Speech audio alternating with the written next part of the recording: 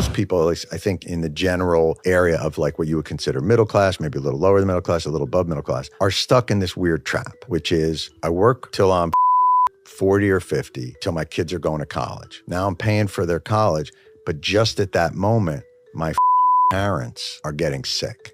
So now I'm in debt on the college for the kids while also maybe going into a little bit of a debt for the parent. So now everything that you built up, all that equity over those 20 years of work is gone. Yeah. And what you really could have used was education that didn't cost so much, maybe some care, maybe some elder care, something that connects to your life. And it feels like we live in a place where it seems like it should be possible. For decades, Jon Stewart has brushed off calls for him to run for office. But as the political climate grows darker, his rejections sound a little less certain. What's wrong in rural America? Come up with plans that will address that, and you will improve your chances in those areas. Not, what if we all curse more like regular people? Like, that's what's them up. And by the way, I was on the vanguard of that cursing. You were. Thing. I just want to point that out. You were. So who's voting for me? Come on, guys. Who's with me? I'm interested. You had said a couple of concerning things. I think that you're better than some of the names being thrown out there, I guess I would say. So creative ideas considered from my standpoint. That idea of fetishizing the little guy and we the people, when in fact the opposite has occurred and the Supreme Court has empowered really this kind of much more authoritative processing of all those avenues. And in some respects, then it comes down to, is the answer the Democratic Party's ripe for a takeover? And they just need to find the right reality host that can get in there and start lining up all of those interests. Please, no reality host, I beg of you. Jeff Probst, maybe Jeff Probst, Survivor. Unless John, you're thinking of throwing your hat in the ring, which I know many people want you to throw your hat in the ring. If that's what you're suggesting, we can talk about that. But It's not the fragility of audiences, it's the fragility of leaders. You don't owe us anything as an audience. If we say you don't like, say back, do whatever you got to do. Don't get up and hit us. But that's just the game we're in. We talk for a living, you talk back, and we've just got to be better than you. And we've got to find a way to entertain you. But the threat to comedy doesn't change the world, but it's a bellwether. We're the banana peel in the coal mine. When a society is under threat, comedians are the ones who get sent away first. It's just a reminder to people that democracy is under threat.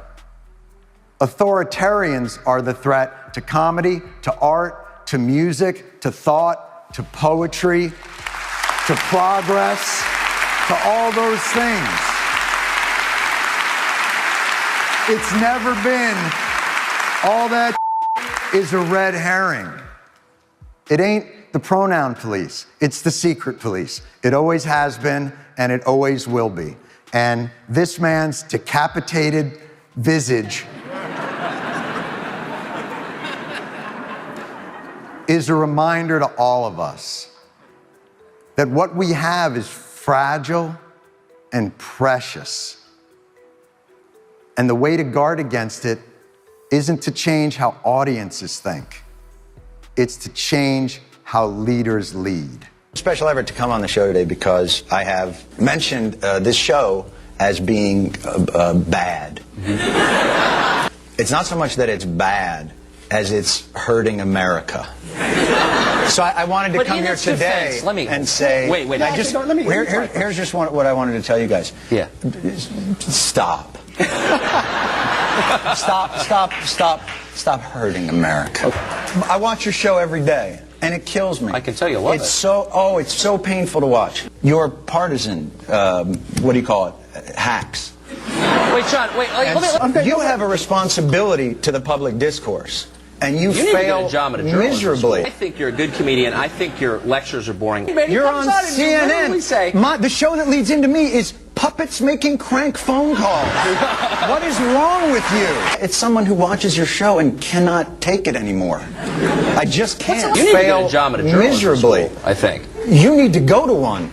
Now, this is theater. I mean, it's It is- obvious. no, it is- How old are you? 35. And you wear a bow tie. Yeah, I do. I do. So- I hate That's so. not true at all. I do think you're more fun on your show. Just my opinion. but can- okay, just- next, Jon Stewart goes You know what's one-on-one with interesting, his though? fans. You're as big a your show as you are on any show. I would love to see Jon Stewart run in 2028. If we're talking about like a change agent coming from the outside that's really going to shake things up, and somebody that I feel like can speak to, you know, all people. Plus, we actually he's a celebrity who actually knows what they're talking about. We've seen him get legislation and stuff, you know, passed before. Like, we know where his heart is. He'd be somebody I'd like to see really get in the race and disrupt things in 2028. You know, Well, maybe a Jon Stewart Colbert ticket, because, you know, Colbert's not going to have a job. Jon Stewart has seen firsthand how disgusting and corrupt politics is in Washington, D.C., having been instrumental in shaming politicians into signing the 9/11 Victim Compensation Fund. The breathing problem started almost immediately, and they were told they weren't sick, they were crazy.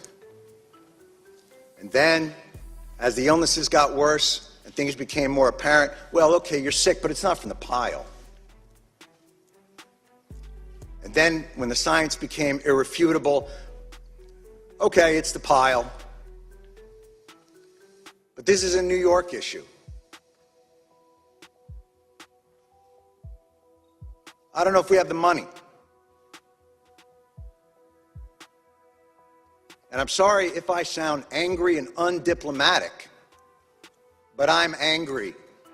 And you should be too, and they're all angry as well. And they have every justification to be that way.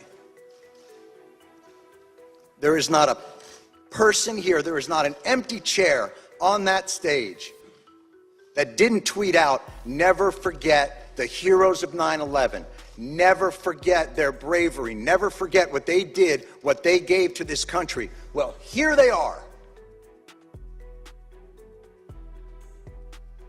And where are they? And it would be one thing if their callous indifference and rank hypocrisy were benign, but it's not. Your indifference costs these men and women their most valuable commodity: time.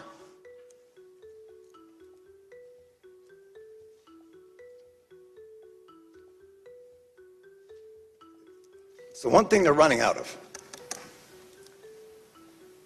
This should be flipped. This hearing should be flipped. These men and women should be up on that stage, and Congress should be down here answering their questions as to why this is so damn hard and takes so damn long. And why, no matter what they get, something's always pulled back, and they got to come back.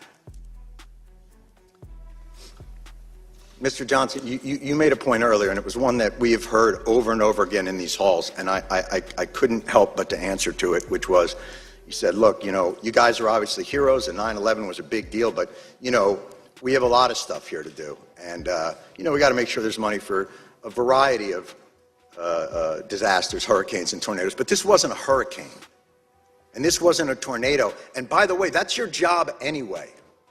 We can't fund these programs, you can. Setting aside that no American in this country should face financial ruin because of a health issue. Certainly 9/11 first responders shouldn't have to decide whether to live or to have a place to live.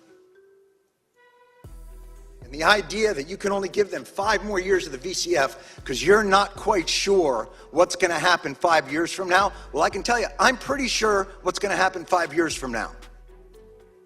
More of these men and women are going to get sick, and they are going to die. And I am awfully tired of hearing that it's a 9/11 New York issue. Al-Qaeda didn't shout death to Tribeca. They attacked America, and these men and women, and their response to it, is what brought our country back. It's what gave a reeling nation a solid foundation to stand back upon, to remind us of why this country is great, of why this country is worth fighting for, and you are ignoring them.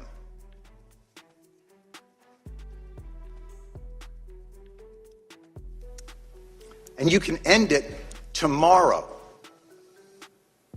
Why this bill isn't unanimous consent and a standalone issue is beyond my comprehension. And I have yet to hear a reasonable explanation for why. It'll get stuck in some transportation bill or some appropriations bill and get sent over to the Senate, where a certain someone from the Senate will use it as a political football to get themselves maybe another new import tax on petroleum, because that's what happened to us in 2015. And we won't allow it to happen again. Thank God for people like John Field. Thank God for people like Ray Pfeiffer. Thank God for all of these people who will not let it happen.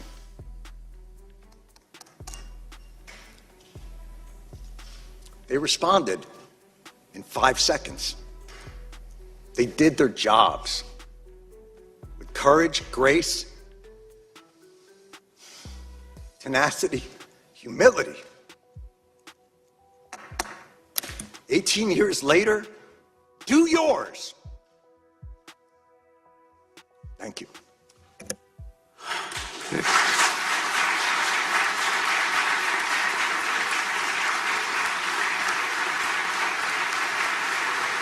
Few people understand the machinery and the rot of American party politics as well as he does. And the Democratic Party certainly has a major messaging problem. And so, Jon Stewart might just be the translator that it desperately needs.